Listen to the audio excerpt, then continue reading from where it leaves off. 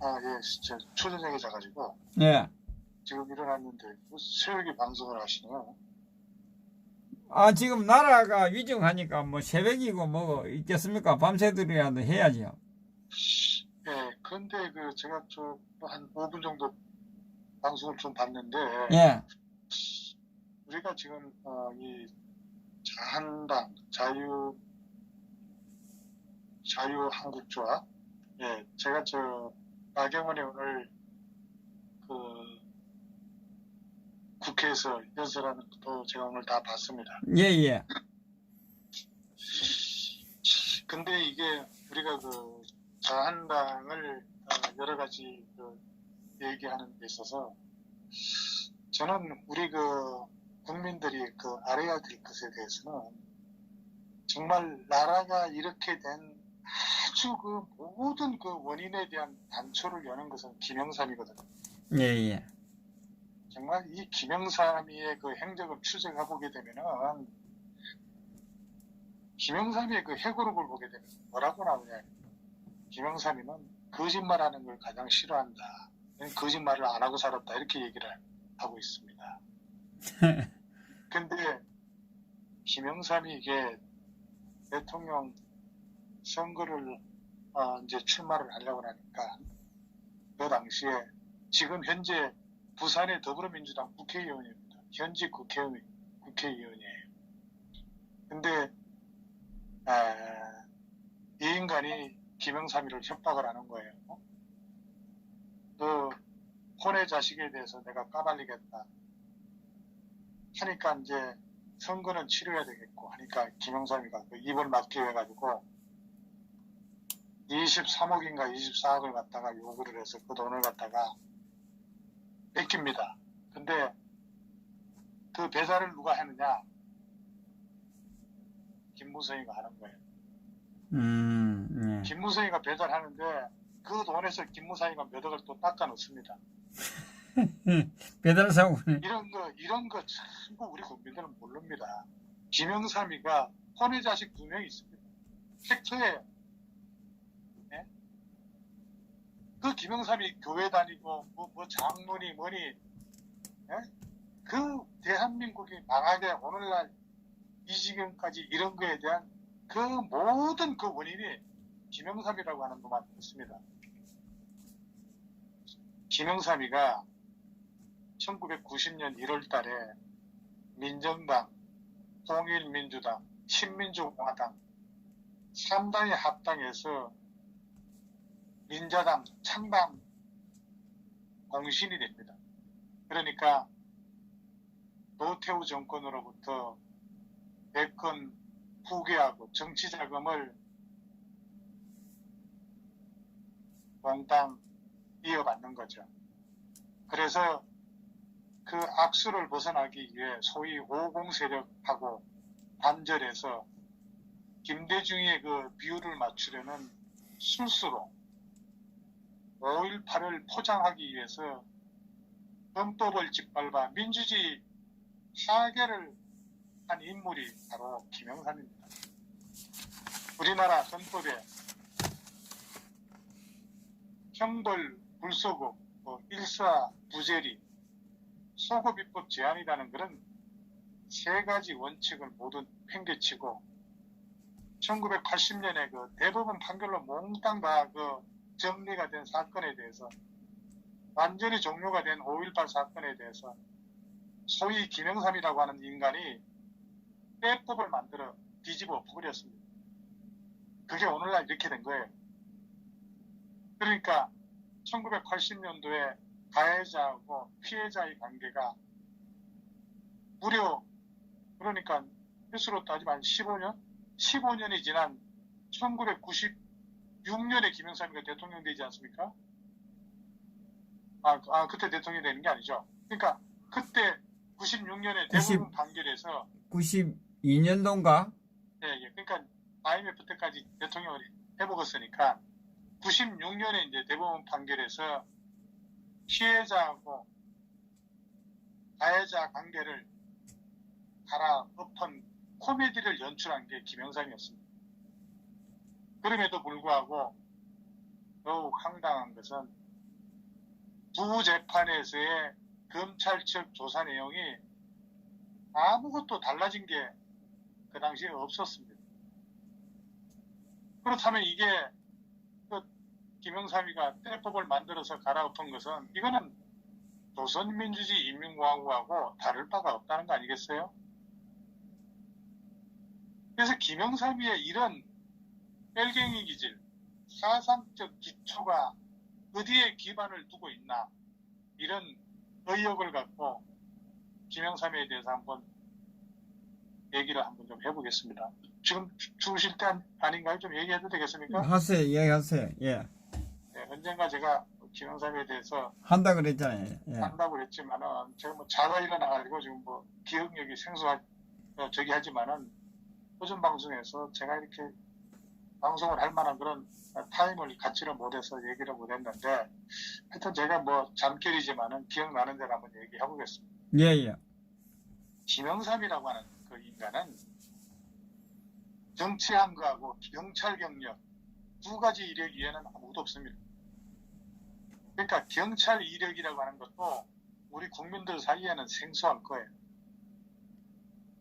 이 수도경찰청장인 그 장택상 얘기 제가 개인적으로 얘기 많이 했지 않습니까? 예, 예. 예. 장택상의 그 비서가 됐는데, 그 비서가 됐고 김영삼이가 25살에 최연소 국회의원에 당선되면서 이제 정치를 하기 시작합니다. 그래서 그 김영삼의 사상과 기반이 어디서 나왔느냐. 김영삼은 회고록이나 어디에 글을 보게 되게 되면은 이 대학 시절에 소시 때 어떻게 보내고 한 그런 기록들이 거의 없습니다. 그러니까 김영삼이가 경상남도 거제 출신으로 알려져 있지만은 지 회고록에는 경남 거제에서 출생했다고 하는데, 글쎄 출생 연도까지는 제가 뭐 정확하게 팩트라고 말씀을 드릴 수는 없지만은 김영삼이 아버지하고 김영삼이 그 할아버지 그 밑에들은 전부 다 함경도 출신이에요. 그러니까 그 당시에 옛날 일제강점 시기에 이 가정 문제로 해가지고 그 아버지가, 김영삼의 아버지가 유명한 군이었어요.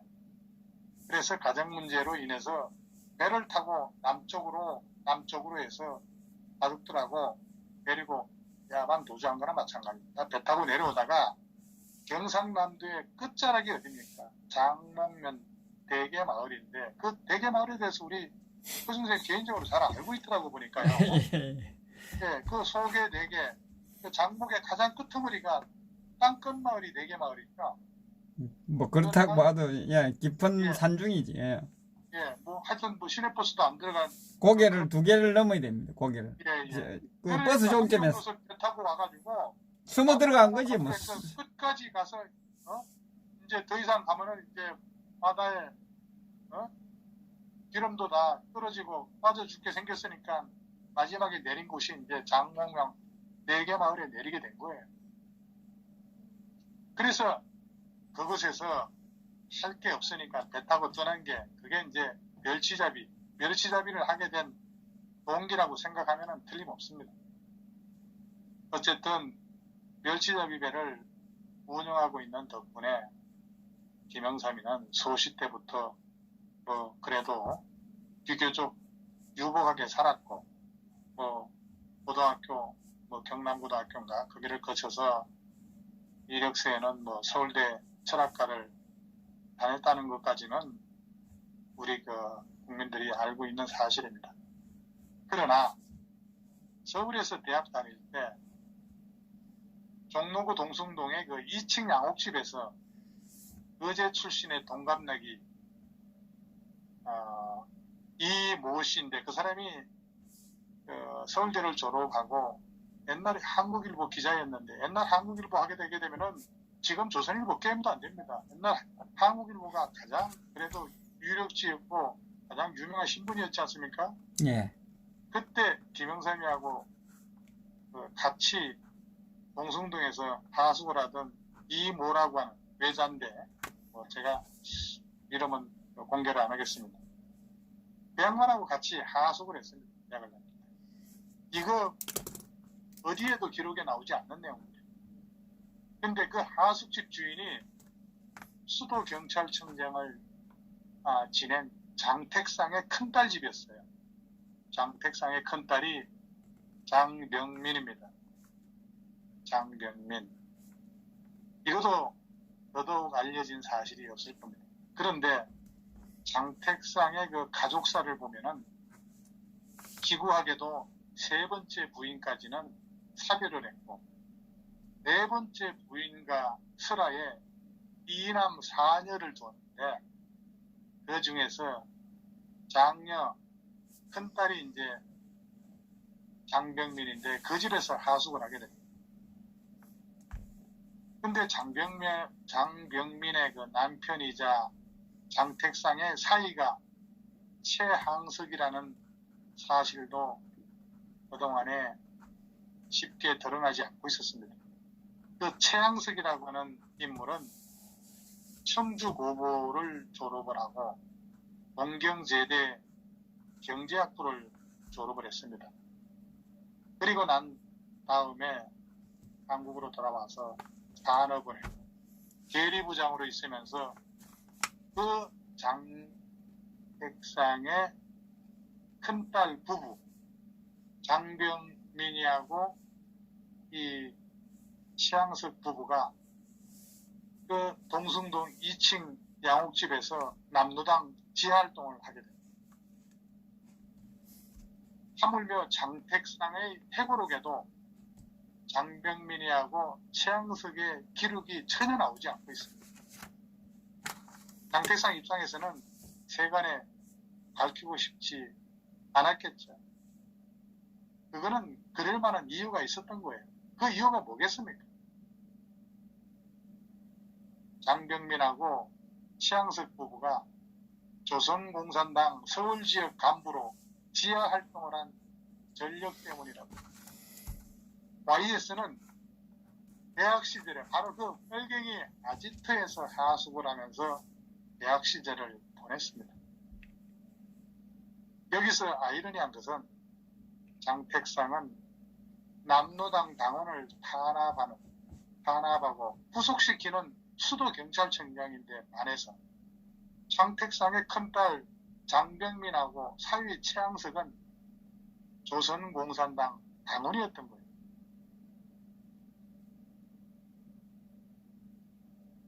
아이러니하죠. 이런 정보를 사전에 감지해서 알려준 사람이 김순남이라는 사람이 있어요. 그래서 이들이 나중에 이제 지하로 잠적할 수 있었다는 건데, YS가 왜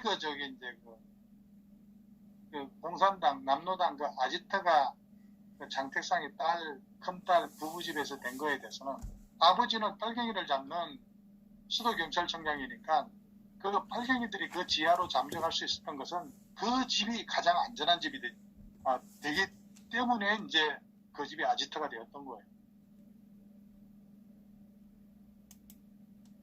그러니까 YS가 대학을 졸업할 무렵에 장병민, 최항석 부부는 월북을 합니다. 북한을 퇴양을 갑니다. 그 이후에 장택상은 그 딸내미 하고 사위를 갖다가 찾기 위해서 YS를 통해 가지고 좀 찾아가고 부탁을 하는데, 그 YS마저도 몇 달 동안 소식이 없는 거예요. 나중에 한 몇 달이 지나서 돌아오더니 행방불명되었다는 거예요. 그러니까 확인해 보니까 평양으로 월북했다는 사실을 알고, 이제 이런 문제로 인해서 장택상이가 정치적으로 딸과 사이로 인해서 이제 항상 발목이 잡히고 했죠. 그게 훗날에 김영삼이가 야당 생활로 이제 이어지고, 그리고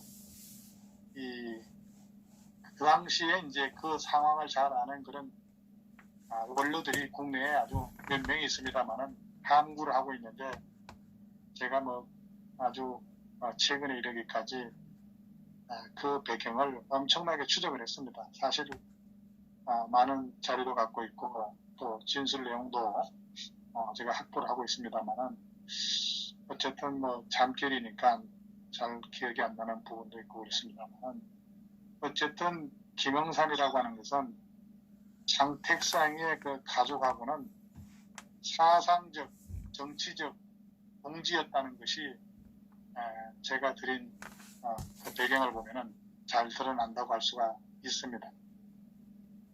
이 장택상에 또 셋째 딸이 있습니다. 유일하게 지금 셋째 딸은 지금 서울에 지금 미국에 있다가 서울에 왔다 갔다 하는 걸로 알고 있는데 서울에 지금 집이 있어서 서울에 살고 있는 걸로 지금 알고 있습니다. 그 셋째 딸 이름이 누구냐면은 장병혜입니다. 자, 우리 시청자 여러분, 장병혜라고 하는 것을 네이버에 들어가서 한번 클릭을 해보세요. 장병혜는 뭐 교육사뿐만 아니라 뭐 여러 가지 해가지고 뭐 한국에서 활동을 많이 했습니다. 장병혜라고 한번 클릭을 한번 해보세요. 이 장병혜가 경기여고 3학년 때 미국으로 유학을 갑니다. 근데 김영삼이는 결혼을 언제 했냐면은 지금 뭐 손여사가 지금 살아있잖아요. 네. 그 손여사가 이화여대 3학년 때 김영삼이도 대학 3학년 때 같은 동갑내기 나이로 결혼을 합니다. 근데 장택상의 이제 큰딸 집에 하숙을 했지만은 이제 그때쯤 장택상의 그 셋째 딸 장병혜가 경기여고 3학년을 다니는 거예요.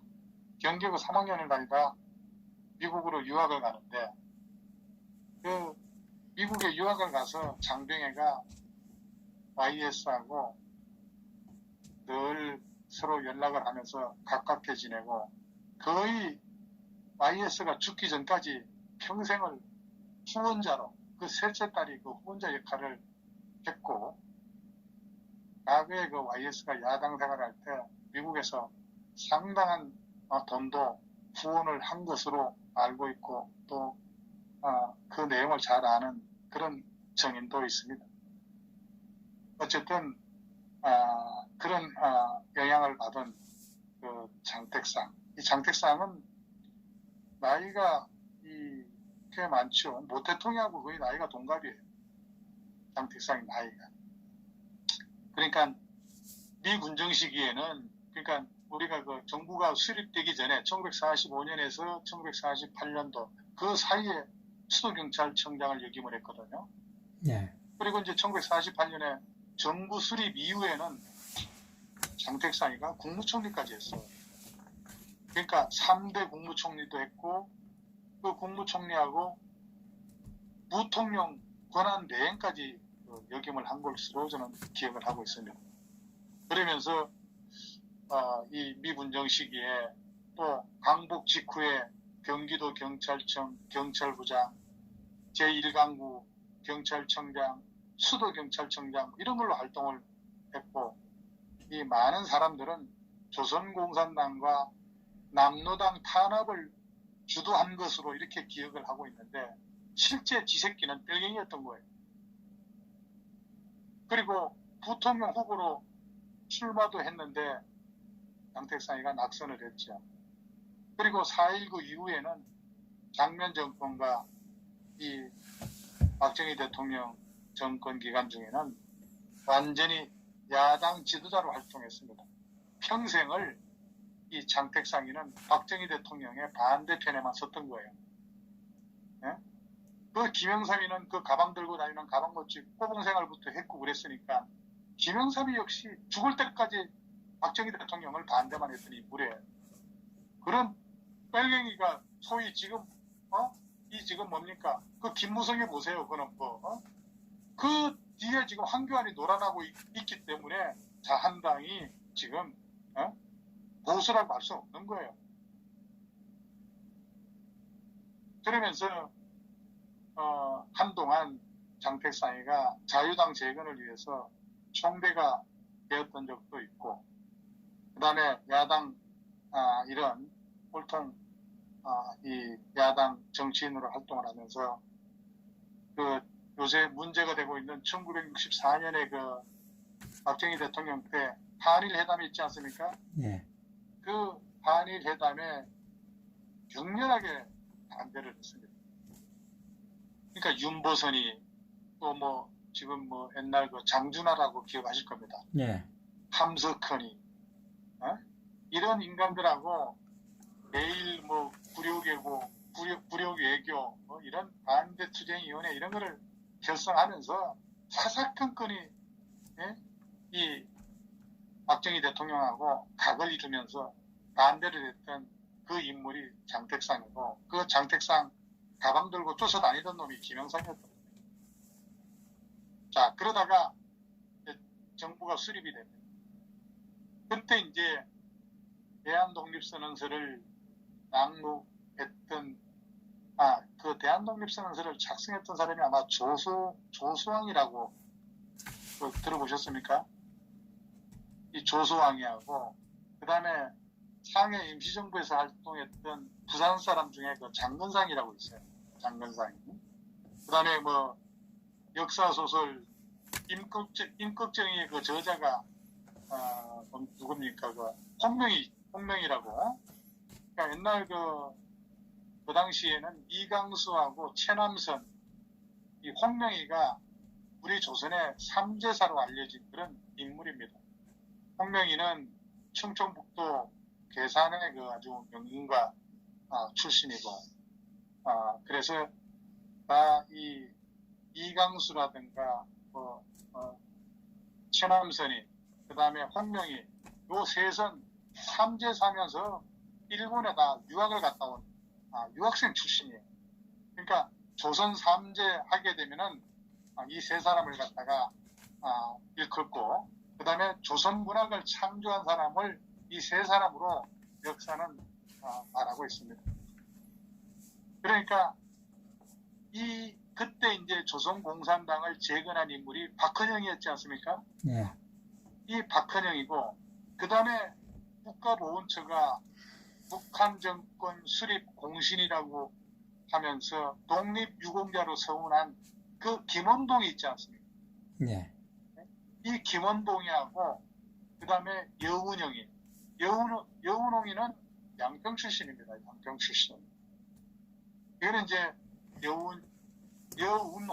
여운형하고 그러니까 이 친형이 여운형이고 이 여운홍은 아마 그 조선건국준비위원회 이 조선인민당에서 활동한 인물로 알고 있습니다. 김규식이 이런 인물들하고 장택상이 김영삼이가 하숙을 하던 하숙집 주인이었던 그 장병민이하고 최양석이하고 같이 38선을 넘어서 그때 월북을 했습니다. 그때 월북을 하고 그 이후로는 행방불명이 된 인물이 장택상의 딸 부부입니다. 그러니까 나중에 장택상이도 이 박정희 대통령 이런 사사건건이 그 야인으로 아마 길을 긋게 되는 게 이 딸 부부가 월북했고 또 완전히 사상적으로 빨갱이였기 때문에 이런 영향을 받아가지고 이 장택상이가 이제 정치활동에 아무래도 족쇄가 되고 그러니까 이 반대편에서 정부의 반대편에서 활동하게 된 겁니다. 그 장택상이 밑에서 얼마나 이 사상적으로 그 김영삼이가 빨간불이 들었겠어요. 그런 것을 우리 국민들이 알고 지금 이 황교안이 밑에 황교안이에서 이 저기를 조동을 하고 있는 그 가방 못지했던 김무성이 그 다음에 그 돈 갖다 주라고 했더니 그 돈까지도 닦아 먹었던 김무성이 이거 전부 자한당이 지금 현재 빨갱이라는 거, 이 보수가 아니라는 거, 이거를 지금 제가 강조하기 위해서 제가 이 말씀을 드리는 겁니다. 계속 얘기해도 될까요? 피곤하시면 다음에 얘기를 하고 들을 수 있으면 계속 얘기를 하고. 예, 말씀하세요. 예. 괜찮겠습니까? 예. 자, 이제 그런데 지금부터 재밌는 내용이 있어요. 이제 혹시 주무시면서 듣는 분들 좀 이제 일어나서 한번 커피 한 잔 딱 마시면서 재미있게 한번 들어보세요. 제가 이거 기억이 제대로 날는지 모르겠습니다만, 우리가 월굴 없는 황장엽으로 이렇게 알려진 탈북자 이모 씨라는 사람, 여러분들 기억하고 있습니까? 이 북한 최고인민회의 대의원 출신인데, 이모 씨인데, 월굴 없는 황장엽이에요, 이 사람이. 네. 근데 2017년, 2년 전에 죽었어요. 2년 전에. 6월 2일 날 서울에서 죽었습니다. 자, 그런데 이 2년 전에 월굴 없는 황장엽이가 죽었는데, 이 월굴 없는 황장엽이 이 사람의 장례를 갖다가 치러준 사람이 누구냐면은 경주 출신의 빨간불들은 유명한 법륜이 있죠, 법륜이. 법륜이가 이거 다 뒷바라지를 다 해주고 장례까지 다 치러줬어요. 예? 법륜이 누구들 아마 제가 다음하고 싶진 않으니까 여러분들 어떤 이상한 애 하고 친척되는 다른 거 알고 있죠? 네, 그 정도만 알고 계시면 될 겁니다.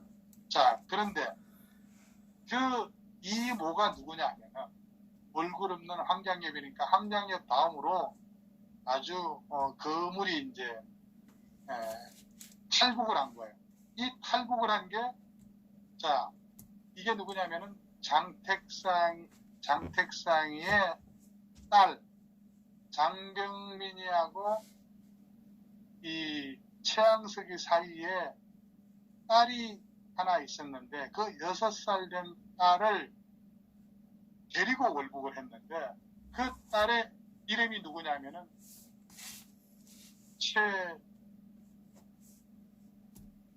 최효선입니다. 최효선. 그 딸이 6살 된 딸이, 그 딸의 남편이 이모 씨라는 거예요.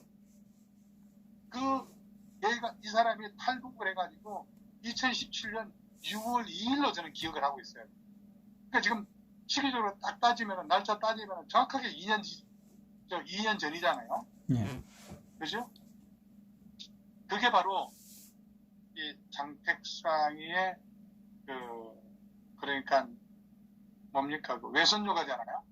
그렇게 되겠죠. 그 애가 이름이 최효선인데, 최효선의 남편입니다.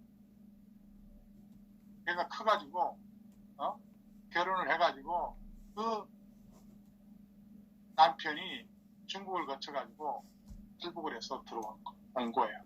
그 사람이 2년 전에 서울에서 죽었는데 그 뒷바라지를 법륜이 해줬다 이거예요. 그러니까 그게 이제 언제 넘어왔냐? 그러면 최효선의 남편이 언제 넘어왔냐면은 2005년 아마 5월달 봄이니까 아카시아 꽃이 필 때로 저는 기억을 하고 있으니까, 아마 아카시아 꽃이 제가 이 논산훈련소에서 훈련 받을 때가 5월달 정도 되죠. 5월달. 5월 초에서 5월 중순 사이가 아카시아 꽃이 많이 피니까, 예. 2005년에 아카시아 꽃이 필 무렵인데, 그때 나이가 이모 씨라고 하는 최효선이의 남편이 72세였던 걸로 저는 기억을 하고 있습니다. 그러니까 한국으로 망명을 해가지고 2017년에 죽었으니까 12년이죠. 그러니까 12년간 익명으로 이 최효선이 남편이 지금 대한민국에서 살다가 2년 전에 죽었다는 겁니다. 그러니까 왜 익명으로 살았냐면, 그 이유가 이제 워낙 고위직이고 하니까 북한이 자신을 이제 유해할 것을 우려했기 때문에, 또 평양에 남은 가족들의 또 안위도 걱정해야 되고, 또 사실 북한 노동당 출신의 이런 인물이고 하기 때문에 본인이 익명으로 살고 싶다고 그래가지고 아마 당시에 안기부 국정원 이런 데서 신변을 갖다가 그렇게 보호를 해주지 않았나, 이렇게 생각이 됩니다. 자, 재밌죠? 예. 예. 그래서 제가 알기로는 2013년인가 14년 아마 이때쯤에 국정원에서 그 국정원 산하에 국가안보전략연구원이라고 하는 곳이 있어요. 그 국가안보전략연구원에 이렇게 적을 두고 아마 대한민국 정부가 쓸만한 인물이고 하니까 아마 자문비 명목으로 활동비하고 생활비 이런 것을 보조해 줬던 것으로 알고 있습니다. 그러다가 그 국정원장이 이제 바뀌는데 그게 2014년 6월쯤인가 그때 이제 국정원장이 바뀌면서 자문비 지급이 이제 끊기는 걸로 알고 있는데 어쨌든 그 당시로 놓고 보게 되면은 나중에 이제 대한민국이 통일이 된다든가 또 통일 과정에 되면은 이런 인물들이 또 나중에 국가적 자산이 될 수 있었기 때문에 사실은 정부가 이렇게 그 자문비 지급을 해다가 이렇게 딱 끊는 것은 정말 이 국가가 옹졸했다 저는 그렇게 생각을 합니다. 그러다가 뭐 얼마 살지 못해서 결국은 죽었지만은 또 그 사람의 그 재미있는 에피소드가 뭐냐면은 이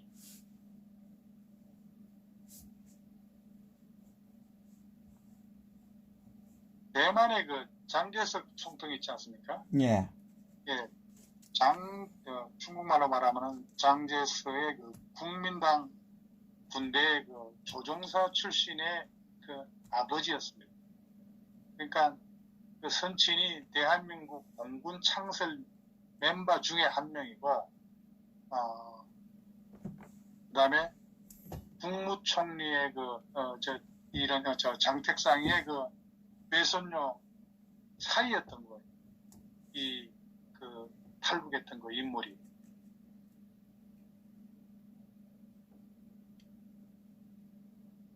네, 그렇습니다. 제가 뭐 잘못 말씀드리게 되면은 왜곡된 방송에다가 하게 되게 되면은 나중에 또 잘못하면은 또 법적 책임을 져야 되는 문제도 있고 하니까 팩트를 가지고 얘기를 해야 되기 때문에 제가 더듬거릴 수밖에 없습니다. 어쨌든 이 가족사하고 관련된 그 얘기는 거의 팩트라고 저는 제가 감히 말씀을 드리고 또 이 사람의 아버지가 누구냐면 이영무라고 초대 항공 사령관입니다.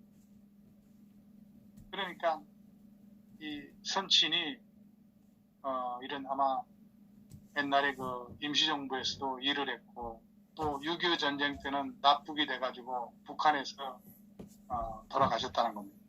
그러니까 선친이 그 유언으로 고향인 한국에 돌아가라고 해서 이 반세기 넘는 그런 동안 북한에서 살다가 이제 탈북을 해서 한국에 왔다. 이렇게 이제 얼굴 없는 황장엽이가 이제 그렇게 얘기를 했습니다. 그 당시에.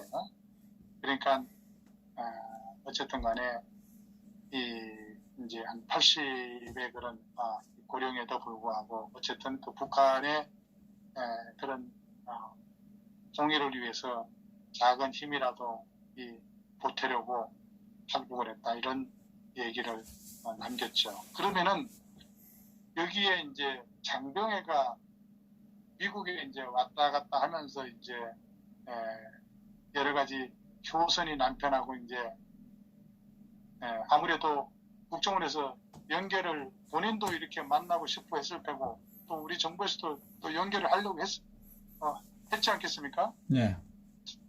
근데 그래서 아마 제가 알고 있는 기억으로는 그 정부에서 이제 5처에서 이 소위 이제 효선이 남편하고 장병의 셋째 딸하고 연결을 한 거예요.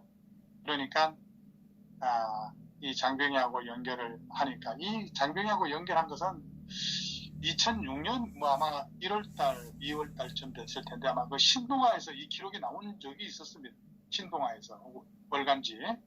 그러니까 이 북한의 최고인민회의 대의원의 이런 뭐 기구한 가족사니까 아마 그런 목적으로 해서 그런 뉴스거리로 해가지고 그 신동아 2006년 신동아에 이게 이제 효선이 이 남편 이 월급 없는 황장엽과 장병희하고 이제 연결을 했던 거죠.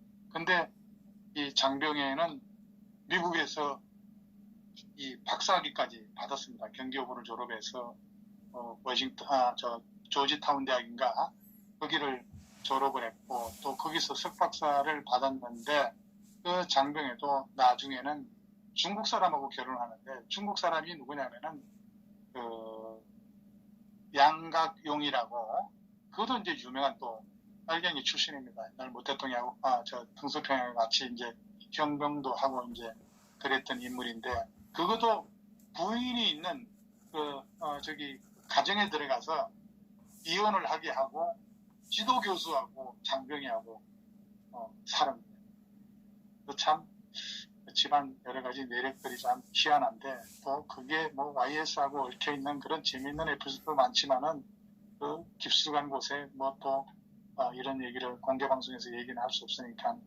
그런 부분은 생략을 하겠습니다. 그래서 어쨌든 그 추적을 해가지고 장병희하고 이제 연락을 해서 전화 연결을 시켜줬던 겁니다. 그래서 그랬더니 이 장병희가 전화에다가 하는 얘기가 아니 네가 효선이 남편이냐 이렇게 첫 마디를 했다고 그래요. 그래서 예 그렇습니다. 지금 그러니까 장병희 입장에서는 자기 친언니의 사이가 온 거잖아요. 그죠? 울부겠던 사이가 온 겁니다. 그러니까 이 정말 장병희 입장에서는 이게 정말 꿈인지 생신지 참 납득이 안 가고 어쨌든 간에 기가 아마 솔깃했을 겁니다. 그렇지만은 그 효선이가 뭐 6살 때 헤어져서 자기 이 이모를 한 번도 만난 적이 없으니까 그 딸이 커가지고 남편이 왔다 그러니까 얼마나 기뻤겠습니까? 그래서 지금 장병희는 그때 조카가 어디 있냐 이렇게 물어보니까 조카랑 같이 탈북을 했냐 이렇게 물어보니까 그거는 아니다. 저 혼자 내려왔습니다. 이렇게 답변을 했다고 아마 그 당시에 신동아는 기록을 하고 있었던 거예요. 그래서 이 효선이 남편이 그 전화를 하니까 호텔 커피숍에서 만나자 이렇게 얘기를 했더니 그럼 전화를 끊고 이제 한참을 고민했을 거 아닙니까? 그래서 그 호텔로 간다고 해놓고 전화를 끊고 고민을 하니까 여러 가지 감회가 또 새롭게 생각이 되는 거예요. 그러니까 그때가 뭐였냐면 70년대에 그 말에 최은희 신상옥 부부 납치 사건 알죠? 네. 이런 것들이 국내에 이제 그 최은희 신상옥 부부 납치 사건 때문에 국내 분위기가 뒤숭숭하던 그런 무렵에서 또 한동안 또 일본에서 생활하던 그런 또 이 장 씨는 납치 미수 이런 거를 또 경험한 적도 있고 여러 가지 어떤 갖가지 걱정이 이제 앞섰던 거죠. 그래서 이런 뭐 지인들한테 의견을 물어보는 거예요. 그리고 이 조카 사이가 왔다 그러는데 내가 이걸 만나야 되느냐 안 만나야 되느냐 나가야 되느냐 안 나가야 되느냐 이런 얘기를 이제 지인들한테 묻고 했는데 그 이제 의견을 들은 사람이 이제 저한테 직접 이런 얘기도 다 해줬죠. 예. 그래서 결국은 나가지 않는 게 좋겠다 이렇게 얘기를 해서 그 장병희가 나가지 않은 거예요. 그러니까 이 저 효선이 남편 입장에서는 여러 가지 기록이라든가 이런 거를 갖다가 다 국정원이나 이런 데서 알려줬으면 좋은데 그런 기록도 다 남기지 않았다는 거예요. 그래서 만나지 않았지만은 그 약속 장소에 양가경이하고 그 전 부인 사이에 난 그 아들을 갖다가 보냈다고 그래요. 그러니까 아들한테도 장병희가 뭐라고 얘기를 하냐면 가서 만나지는 말고 접촉하지 말고 먼 발치에서 어떤 사람이 나오는지 지켜봐라 이렇게 얘기를 했다는 거예요. 그래서 약속 장소에 나갔다가 이제 그 아들이 나갔다가 돌아와서 하는 말이 뭐냐면 젊은 남자하고 노인 한 명이 와서 한참을 기다리다 가더라. 그런데 그 노인은 큰 키에 서울 말씨를 쓰더라. 이렇게 장병희한테 전했다는 겁니다. 그러니까 제가 볼 때는 그 젊은 남자는 바로 국정원 관계자라고 볼 수 있겠죠. 그렇지 않겠습니까? 네. 어쨌든 간에 지금은 죽었지만은 그 효선이 남편은 대한민국의 어쨌든 정보 당국의 힘을 빌어서 한국의 핏줄을 찾았지만은 죽을 때까지 만나지는 못했던 거죠. 그러니까 어쨌든 한국에 넘어와서도 거의 10년 이상 살면서 만나지도 못하고 여러 가지 서로 간의 입장이 다 다르고 하니까 그래서 어떤 정말 2년 전에 쓸쓸하게 한국에서 사망을 했는데 그 뒷바라지를 법륜이 다 해줬다는 얘기입니다. 그래서 그 사람이 죽고 난 다음에 이제 죽었다고 장병희한테 이제 연락을 해야 될 거 아닙니까? 그 장병희 씨가 32년생입니다. 1932년생. 1932년생. 32년생이면은 무슨 띠인가? 호랑이 띠인가? 네, 32년생. 그러니까 그때 이제 죽고 난 2년 후에는 또 장병희가 서울에 없었던 거예요. 그래서 미국으로 아마 제 알고 있는 지인이 연락을 했는데 연락이 닿지 않아가지고 사실을 알려주지 못해서 아마 장례식에는 참석을 하지 못했던 걸로 이렇게 알고 있습니다. 그러니까 이영무 전 사령관의 아들하고 이영무 전 사령관의 아들하고 장택상의 그 외손녀는 이제 어떻게 만났냐 이거예요. 그죠? 이 얘기를 또 하려면은 긴데 오늘은 여기까지 하시죠, 뭐. 여기까지만 예. 앞배기를 여기까지만 한번 보여드리겠습니다. 예, 수고하셨습니다.